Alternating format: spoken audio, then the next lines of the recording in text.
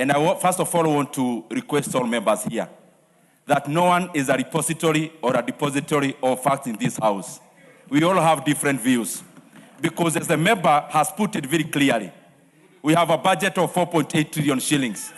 On the revenue side, there is ordinary revenue, there is A&A, there is grant, and there is, Honorable Speaker, the deficit. And it is only a deficit based on this House passing, Honorable Speaker. As we debate this finance bill, Honorable Speaker, members can actually come up with innovative ideas on how to raise more revenue, on how to raise more A&A, so that there is actually no deficit. So the entire amount we are dealing with is actually 4.8 trillion Kenya shillings, Honorable Speaker. And it is important for the members who are near me that we also respect the views of all members. Because the member from Makueni is actually making a very credible claim in this house. Ndindi, Nyoro, you have made your point. You have made your point, and the reason I've allowed Honorable Susan to make her point is because I am inclined to let as many of you speak, because we are here for that. We are here for that debate. So, honorable members, because my screen is still full, if we agree to keep it short, so many of you will have time to speak. Member for Makueni, kindly complete your submission. Thank you, Honorable Speaker. The second point is based on the VAT on digital financial platforms. That is the Fulisas and all that. You see that when we have VAT on these financial platforms, most of the poor people access money from these platforms. They are not even included in the form of banks. So raising money on this financial platform is denying our people, the very poor, access to financial services. Honorable Speaker, no country that is serious and denies money to the very poor. Bearing in mind, since the Kenya Kwanza government came into power, they did away with the Women Enterprise Fund, Youth Fund, ASLA Fund, so the local people have no money to access. Now you are adding injury by now wanting to add VAT on financial services, meaning the poor will have no access to financial services. This is seriously suffocating the economy. Honorable Speaker, I have not heard anything significantly and explicit. Your time is up, member for Makueni. Honorable members, before I give the next person on the floor, allow me to recognize in our gallery today, Siwot girls, I think senior school, from Kuresoi South, seated in the speaker's gallery, from Nakuru County. On behalf of myself and the House, and of course your member of Parliament, Honorable Tanui from my county, we welcome you to the House to observe the proceedings of this House. The next chance will go to the member for Marsabit, Honorable Naomi Wako.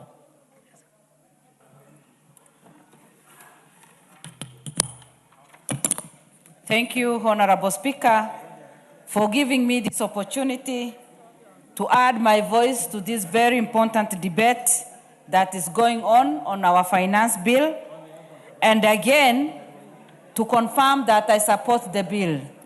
Honorable Speaker, I also want to congratulate the committee members who have given their attention to this bill and the entire process. I was going to read the report, Honorable Speaker, and what encouraged me most is the recommendation made by the committee members. Honorable Speaker, the committee members have suggested that we retain the strategic zero-rated VAT status for green energy items like locally assembled mobile phones and agricultural inputs. This will directly benefit all our business people who invest in this and who will continue investing in this and increase their businesses and their income. Again, Honorable Speaker, the committee members have also recommended that adjusting filing deadlines to give individuals a practical window of 4 months and corporate bodies 6 months to submit financial returns will be of great benefit to every citizen. Honorable Speaker, I've also looked at the bill and seen that it is caring for the citizens. The main objective of this bill, Honorable Speaker, is to generate approximately 98.9 billion in revenue collection. That will benefit each one of us, that will benefit our economy, and also bring stability. Honorable Speaker, again, the objective of this bill is to strengthen international compliance by aligning Kenya's tax framework with the standard global practices for trust and virtual assets. Honorable Speaker, Kenya is growing, and especially under the leadership of our President, who is so committed to growing this nation and to moving into first world.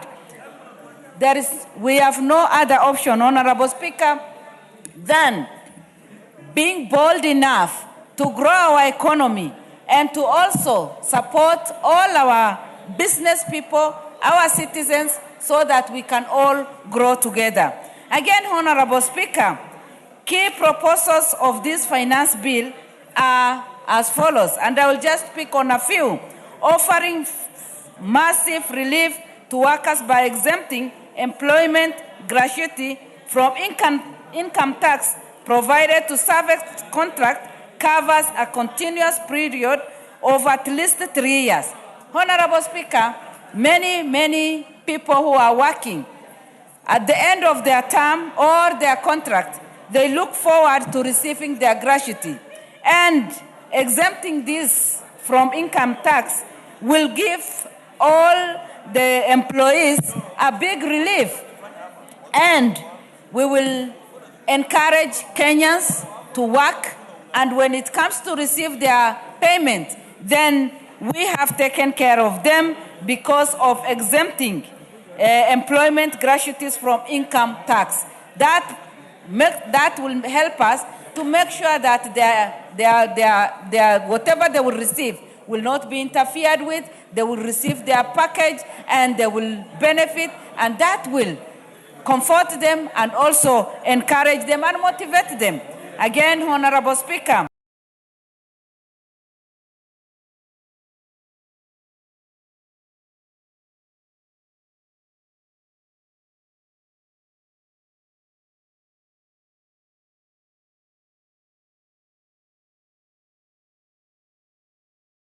on value-added tax VAT realignment, the bill promotes green mobility, a technology by adding electric buses, bicycles, and others. This will caution Kenyans again, Honorable Speaker, because many of us will get into that and also benefit because we will be able to use less money in fueling and other things. Again, when you look at that, cautioning local industries and the health by exempting scrap metal inputs for animals' feeds and also raw material. Honorable Speaker, many of our citizens work in this area and also earn their income from this. And by cautioning local industry, we will be able to help Kenyans to support their businesses and also grow, because when they grow, the nation grows. When they grow their businesses, our economy also grows. Again, Honorable Speaker, this bill, you can clearly see from the bill that the bill is aiming to protect agricultural supply chain, and the bill introduces VAT exemption on transportation of sugarcane from farms to milling factories. Honorable Speaker, what else do our farmers need? Because we have already introduced VAT exemption, and our farmers will enjoy, when they don't pay for this transportation, they will enjoy their total income, and that means their income will obviously increase. Honorable Speaker, I have also looked at the bill, and what I have observed is many Kenyans are happy with the bill because we have increased education funding. The education sector is one of the main beneficiaries. We want our education sector to be stable, We want our young people to be future leaders, and that is why our government is investing a lot in education sector. And many Kenyans are happy with what we have, with what the bill is already proposing. Again, we have increased HELB scholarship funding, and many learners, many of our students are excited about this and looking forward to benefit so that they can get what it means, so that they can educate themselves and also lead this country in future. Again, Honorable Speaker, conversion of interns, 20,000 teachers to permanent and pensionable is what has benefited many families and what many Kenyans are looking forward to. By doing that, the government has stabilized and has helped the teachers who have always been interns and who will join the interns, but at the end of the day will be put on permanent and pensionable. Again, Honorable Speaker, in this bill, we have what we call support for the elders, almost 3.9 billion that will support our village elders. What else do we really need? And with those few remarks, I support the bill, and it is my prayer that we will all support and Kenyans will, at the end of the day, benefit and we will transform the country. Thank you, Honorable Speaker. Member for Ugenya. Oh, thank you so much, Mr. Speaker. Mr. Speaker, Madam Speaker, this is not the first and the last finance bill. In fact, Madam Speaker, we have more than 60 finance acts in operation today. And that's why it's wrong to say that this finance bill is meant to raise 4.9 It's not. We got finance bill since independence. The only year we didn't have a finance bill was 2024. And so it's wrong for Ndindi to lie to us that this bill is the only one meant to raise the budget money. It is not true. It doesn't work like that. We have bills, finance acts since 1963, and all of them are resource-raising bills. We need to agree on that. Madam Speaker, number two, this bill has gone through a lot of consultations. There are things that are being said that are not true that must be debunked. Madam Speaker, on telephone purchases, we are reducing tax on telephones from 55% to 25%. Yes. We are simplifying the purchase of phones. The only thing we are saying is that we don't want circumvention. People importing phones into Uganda, into Tanzania, they're getting into the country as if they are made in those countries, Madam Speaker. We must tell our people the truth. We are reducing the cost of phones, not increasing them, Madam Speaker. Madam Speaker, in the morning I heard that we are increasing cost of medical supplies, Madam Speaker. And I want Honorable Jack Wamboka to listen to me on this matter. In this bill, we have reduced the cost of bringing in equipment for renal treatment. We are reducing the cost of items that deal with kidney treatment, Mr. Speaker, Madam Speaker. It's important, Madam Speaker, that we also say the truth, Madam Speaker. Madam Speaker, this bill is not only about increasing taxes. It's about making taxation easier, making administration of taxes easier. It makes it easier to collect tax, Madam Speaker. And so we have to be clear, Madam Speaker, that as we talk about taxation, we also tell the country the truth. The Mitumba traders themselves ask for tax to be classified as exempt. They said that putting us now on zero rating doesn't help us. In fact, they said that if you put on exempt, it makes business for us easier. Indeed, Madam Speaker, there is no reason for applying VAT on Mitumba because you're not adding any tax on it. It's making collection of taxes in that regard easier. And above all, it was asked by that industry. We didn't just wake up and put it, Madam Speaker. Okay, it's very important, Madam Speaker, to note that this bill does something that needs to be done in the country. We are losing 400 billion every year on tax refunds. Some of these tax refunds, Madam Speaker, are fake tax refunds. This bill makes it easier for government to know who is applying for tax refunds that is fake, which one that is right, so that we are able to put our money where our mouths are, Madam Speaker. Madam Speaker, this bill is meant to ensure that those who are paying taxes today, especially rental income, Madam Speaker, I heard people saying that, oh, we are increasing tax on rent. It's not so. The truth is that we are making it easier for tenants whose landlords are foreigners to be able to pay taxes in this country, Speaker. You can't be charging taxes on landlords that are locals, nationals, and you don't want to charge taxes on foreigners who don't live here and who we don't know where they live and who are receiving money in Uganda, Tanzania through M-Pesa. We want all that taxes to remain here, Madam Speaker. Madam Speaker, I've heard about, my friend talk about scrap metal. Scrap metal, Madam Speaker, is a source of steel in this country. But we are saying that if you are selling scrap metal, you've picked something on the road, you are doing whatever you are doing, that will be income. There is no value added on selling a car bumper. There is no value added on selling a sufuria that is wasted. So that's why we're saying that if you sell it, it will be income. There is not VAT charge, Madam Speaker. Madam Speaker, it's important that as we do these debates, we divorce politics from it so that we ensure that Kenyans know this finance bill is the most misinformed as it were, Madam Speaker. So I need us to say that as we go forward, Madam Speaker, let us tell the truth to the Kenyans. Let us ensure that everyone knows what's going on. I heard in the morning someone saying that we are increasing tax on sugarcane transport.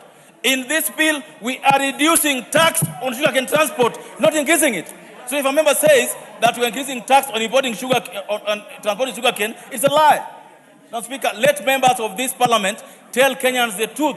In overall, Madam Speaker, this bill is better than any bill that we've had in the recent past.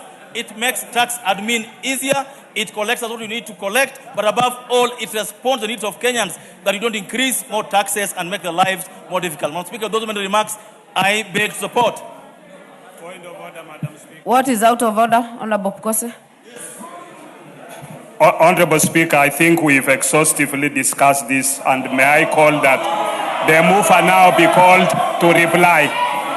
That the mover be called to reply. Put the question. Put the question. Yes.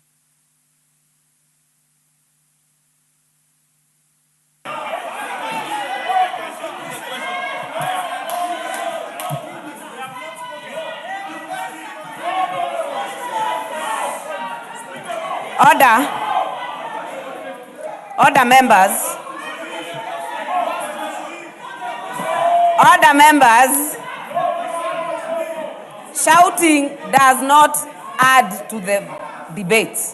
Honorable members, a member has risen in his place and requested the speaker to put the question that the mover be called to reply. I will put that question. That the mover be called to reply. Will as many as are of that opinion say aye? Aye. Will as many as are of a contrary opinion say nay? Nay. The ayes have it.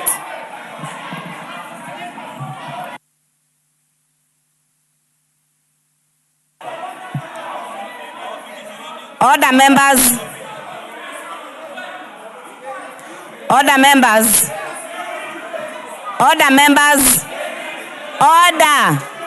Order. Order. Order, members. The question I have put is that the mover be called to reply.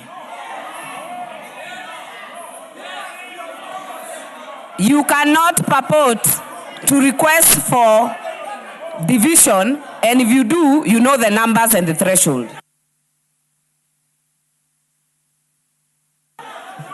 Order, members. The threshold is 30 members, and I do not count 30 members from where I am. I have counted. I have counted. Order, members. I have counted.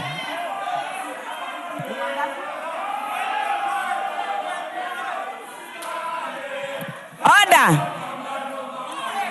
Order, members. Order.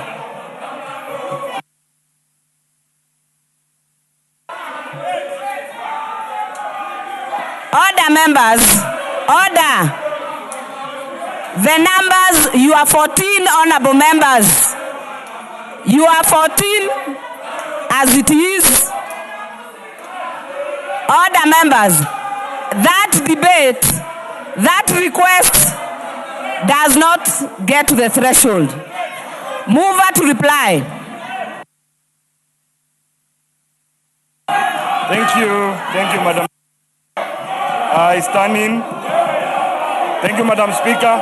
With the debate that has been contributed by members, it is sufficient enough that this particular finance bill is seeking to address the main issues, Madam Speaker, and therefore I beg to reply.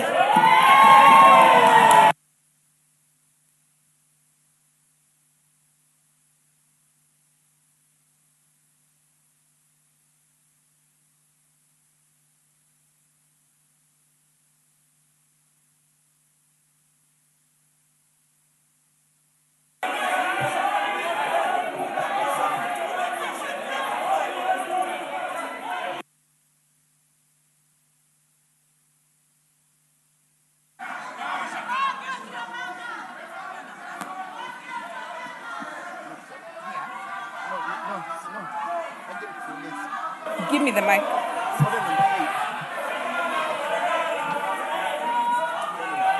The numbers are 30, like you said. Yeah? Other members. Honorable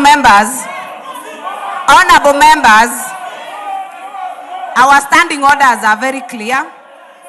The rise for division was defeated because the members on their feet were 14 on a required number of 30. Honorable members, the mover has replied. I will therefore put the question. You do not need to guide the speaker. Do not throw hands to the speaker. Honorable members, I therefore put the question that the Finance Bill, National Assembly Bill number 26 of 2026, be now read a second time. Will as many as are of that opinion say aye? Will as many as are of a contrary opinion say nay? The ayes have it.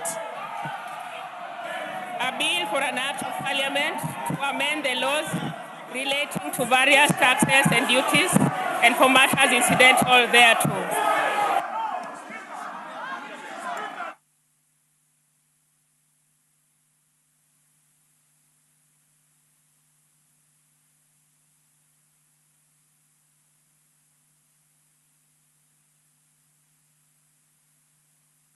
A bill for an act of parliament to amend the laws relating to various taxes and duties and for matters incidental.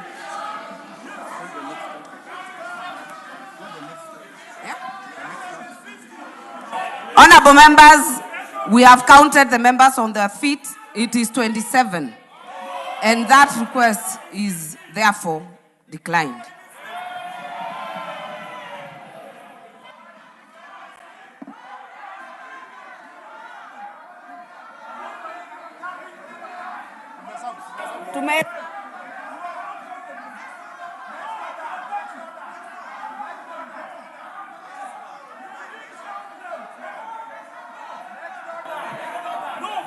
We have properly done that and counted myself. It was less than 30. Next order. Order number 9, the Kenya Revenue Authority Amendment Bill, National Assembly Bill number 28 of 2026, second reading.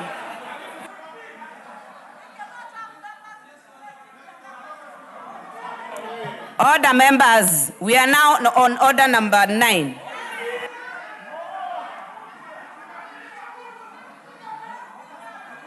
Well done, Madam Speaker. I think it's done.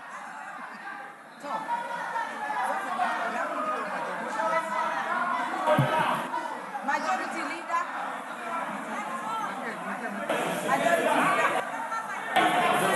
Majority Leader. Who is moving order number 9? Order number 9, Leader. Amuka. Leader. Thank you very much. Honorable Speaker, I beg to move that the Kenya Revenue Authority Amendment Bill 2026 be now read a second time. Honorable Speaker, if you can protect me, this is a straightforward, minor legislative cleanup to align our tax administration laws with contemporary realities. The bill contains critical legislative updates designed to streamline the administration of revenue collection laws in our country. Honorable Speaker, the bill introduces procedural and terminology updates to reflect the current corporate governance structure of the authority. This is a non-money bill under Article 114 of the Constitution and will not require additional public funding, and it fully respects devolution as it does not affect or alter any functions of county governments. The objective of the bill, Honorable Speaker, is that the primary objective of the bill is to modernize the Kenya Revenue Authority Act by removing obsolete structural terms and also seeks to synchronize the schedule of revenue-related laws with recently enacted and repealed legislation. The bill aims to clean up legal reference to ensure absolute clarity and prevent statutory conflicts during enforcement. Honorable Speaker, the proposals is that, Honorable Speaker, Clause 2